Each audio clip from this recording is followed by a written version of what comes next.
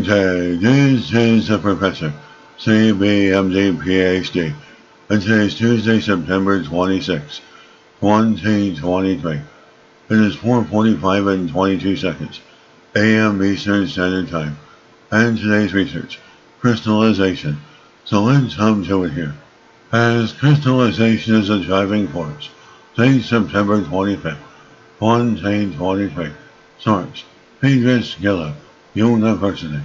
The scientists have successfully developed nanomaterials using a so-called bottom-up approach.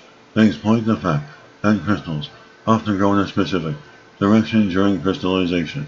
These resulting nanostructures, which appear as worm-like and decorated rods, can be used in various technological applications. The structures can be described as worm-like rods with decorations embedded, and these rods are spherical nanoparticles.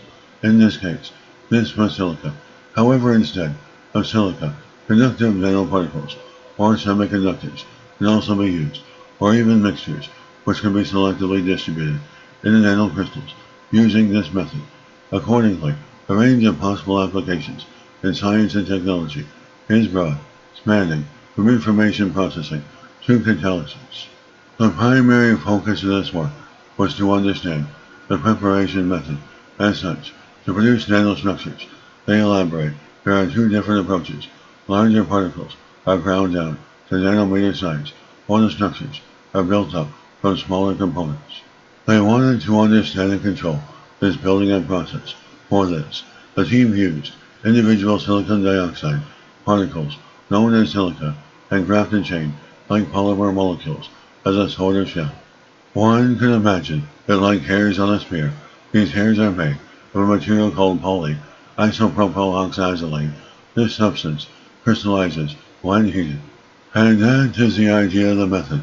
Crystals almost never grow in all directions simultaneously, but prefer a particular direction. This is known as anisotropy. Thus they were able to grow the nanostructures deliberately. And during this process, the team discovered an intriguing phenomenon.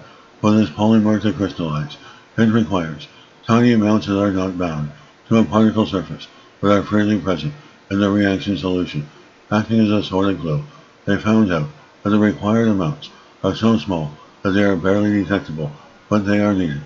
And this is the Professor, Professor of Space Technology, Advanced Physics, Mathematics, Computer Science, and leader of research. This video was created for educational purposes only. Hope you enjoyed listening. Until next time, have a great day.